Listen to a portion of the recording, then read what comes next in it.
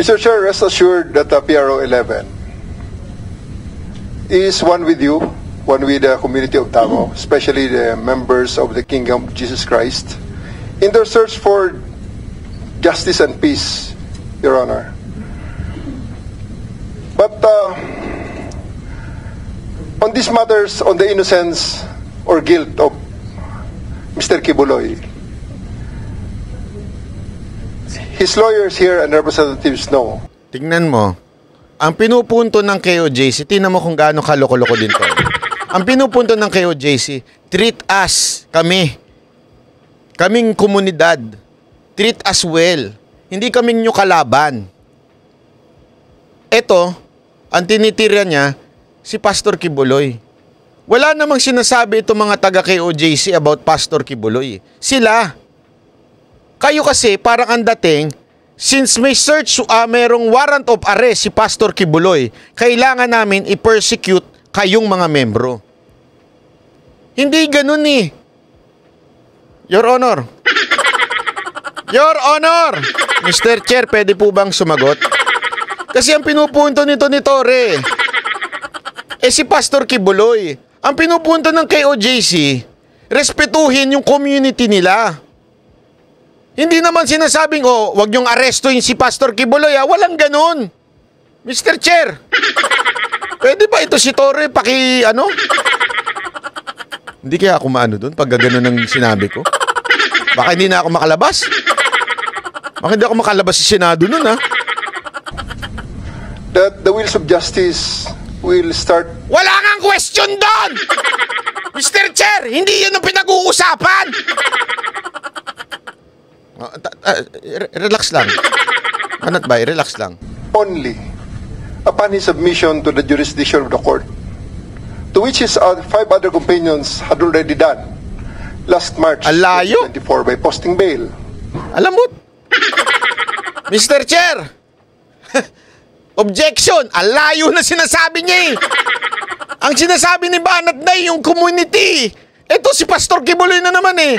Obsessed na obsessed kay Kibuloy eh. Your Honor, alayo. I object. Sir, pakikorek naman to si Torre. On the cases that were filed against them and corresponding warrants were issued. Iba pa ito sa yung sinasabi nyo na at large na 5? Yes, sir. Iba pa yung No, sir. There were 6 of them. 5 of them, there were 6 of them, and all of them were charged in Davao and in Pasig. In March 2024, a Davao court issued warrants of arrest for 6 of them. 5 of them posted bail, except for Mr. Kibuloy. Until now, his warrant on Davao is still standing. And all of them are also charged in Pasig. The same 6? Same 6 are charged in Pasig. And none of them posted bail because there's no bail recommended for the 6 of them. We have Layo na sinasabi mo! And she is still in the custody of the CIDG. So as I'm saying, Your Honor, the wheels of justice can only start if he submits to the jurisdiction of the court, because everything that we discuss here, saying that... Pero tablado na naman siya dito. Nagmagaling na naman si Torre dito. Iba ang kausap mo. Alam mo, kung ako kalaban ko kunwari si Atty. Torion sa kunwari sa korte, wala na. Aalis na ako. Magwo-walk out na ako, sasabihin ko, Your Honor, I surrender to my colleague. Kasi, tingnan mo tama yung sinasabi niyang submit sa jurisdiction ng court. That is the warrant for. Okay? Ibig sabihin ng warrant, ikaw na ngayon ay ipapasok ka na sa jurisdiction ng court.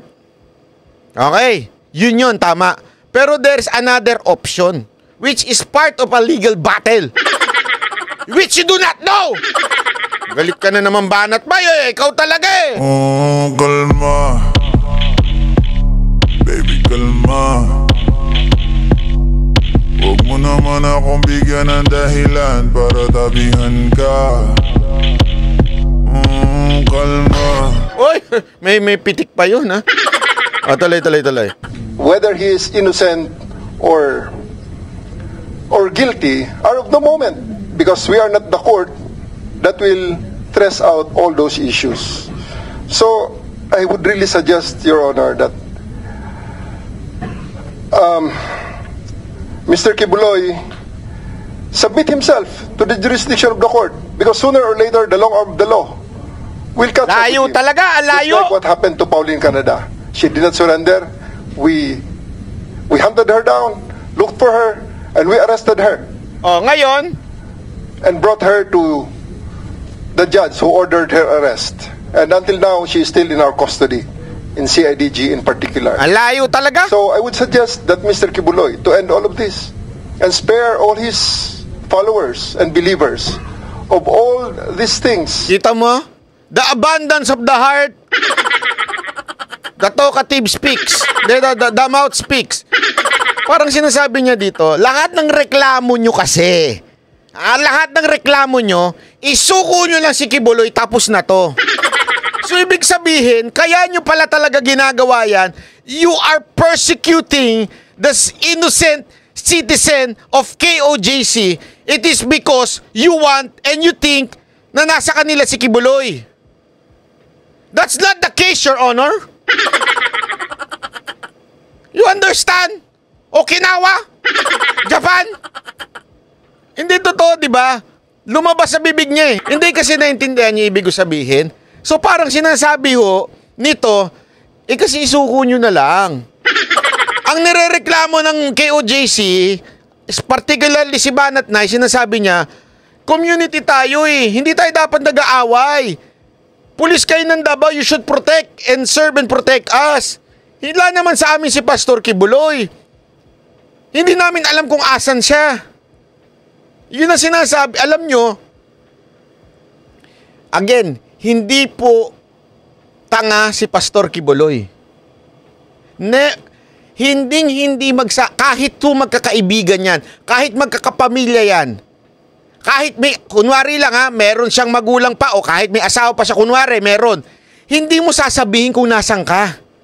Bakit? Paano pag nagipit yung mahal mo sa buhay? I-torture. Halimbawa lang, kunwari lang ganon. Hindi mo sasabihin. Bakit? Pwedeng ipitin yun eh. Nagigets mo ba? Mr. Torre, anong klaseng pag-iisip po yan, sir? Di ba, alam nyo po yun eh. Hindi mo sasabihin. Hindi mo sasabihin kasi delikado ho yun. Kahit ba close nila yan, kahit administrator nila yan, alam na nga nilang nakatap yung mga telepono nila eh. Hindi sila magsasabi kung asan sila. Asan si pastor. Delikado po yun. Siyempre magtatago lang yan, hindi alam ng kahit sino man. Sir naman, gamit po tayo minsan ng Commonwealth. Of this, they perceived harassment. EJ Banatero, hindi kita inaaway. Lambing lang yun, lambing. Ganyan ako maglambing. Which are actually not harassment but are just part and parcel of the implementation of the warrant of arrest against him. Oh, gets nyo? Ayan, lumabas na sa bibig niya. What we are doing is not part of harassment. Yan ang tingin niya. But part of implementation ng serving the warrant of arrest. Ibig sabihin, part ng kanyang strategy para sumuko si Pastor Kibuloy ay yung ginagawa niya sa harapan ng KOJC, ginagawa niyang raid, yung ginagawa niyang pressure is for KOJC to give up Pastor Kibuloy. You understand? Lumabas na mismo galing sa bibig niya. Mamaya uulitin niya pa yan. Tuloy! So, I would suggest, Mr. Chair, if it's possible to call for Mr. Kibuloy to surrender to the jurisdiction of the court, of Pasig Regional Trial Court. Because until then, he's just a fugitive of the law, fleeing, hiding behind his members and followers, and whom we in Region 11 will continue to pursue and look for him to to arrest him and bring him to the jurisdiction of the court, whether he like it or not.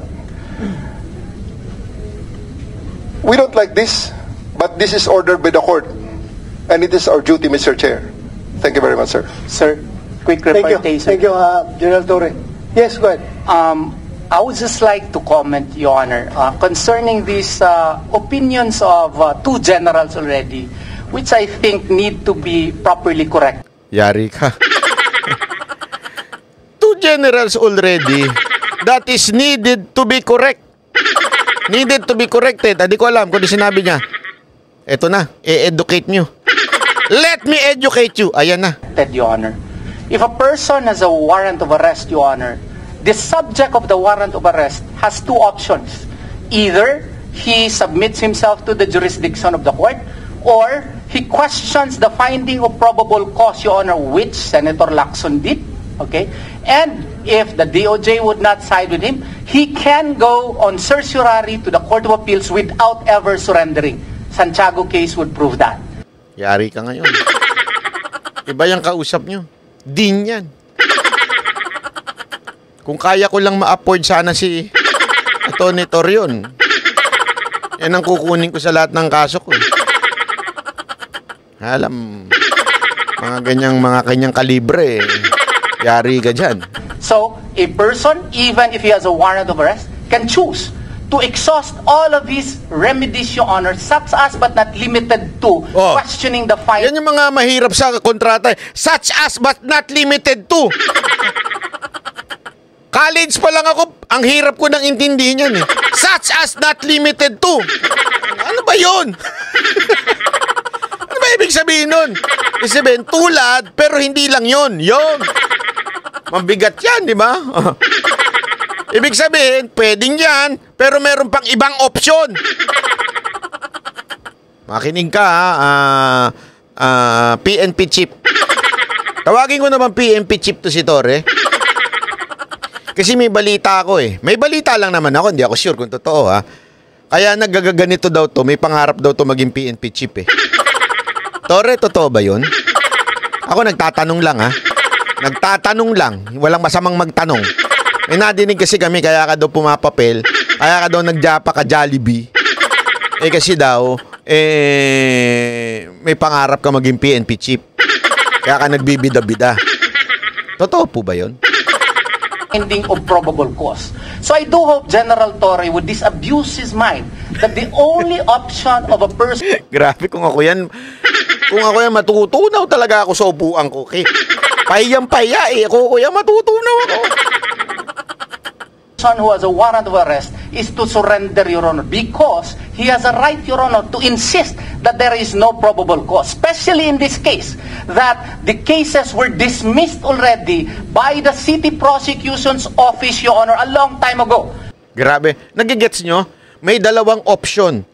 Submit to the warrant, yung court, or you can appeal. Kasi nga, if you have reason, katulad na sinasabi niyang reason, na it was dismissed already. Binuhay lang, patay na tong kaso na to eh.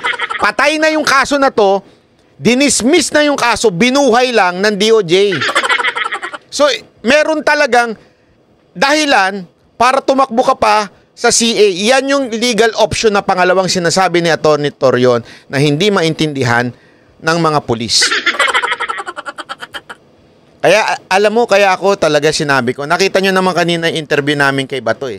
Sinabi ko talaga, Senator Bato, hindi ba dapat requirement ng isang PNP chief at saka matataas na opisyal ng PNP na mag-abogado, na mag-aral ng batas?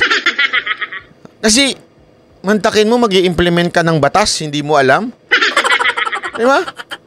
Mahirap yun. And the complainant in this case filed a petition for review 4 years ago, Your Honor, and this was not acted upon by the Department of Justice, and this was only acted upon when it became fashionable to attack Pastor Apollo Sikibuloy, when there was already a Senate investigation being instigated by Senator Hontiveros. Grabe yung argument niyang yun, ha? Diba? Patay na ito, 4 na taon na eh. Patay na! Hindi ha. Patay na ho ito, dismiss na ito, 4 na taon na. Tapos, nung si Ontiveros nagdadaldal, gumaganang nga, bumubula ang bibig na naman, kay Pastor Kibuloy, binuhay ng DOJ. So there is a reason to file o appeal to the higher court para sabihin, sandali, ano to? This is a persecution na, hindi na ho ito tama. Yun ang ina-appeal ngayon. All of a sudden, voila, there is already a resolution on the petition for review. We did not file it, it was the complainant. We filed a motion for reconsideration, Your Honor, a long time ago. Until now, there is no resolution as to... Gets nyo? May MR na. Ibig sabihin, nag-file sila, wala pang resolution. Pag sinabi mong wala pang resolution, yung korte sinasabi niya, sandali, pinag-aaralan pa namin kung tama ba yung motion nyo to reconsider. Ibig sabihin, wala pang final. Wala pa pong final. Kaya nga, yung naiinis ang mga taga-KOJC pag tinatawag na fugitive. Wala pa nga sa jurisdiction ng court. There is a second option pending under the CA. And yet, ayan na kayo, fugitive na kagad. Naku po, patay tayo.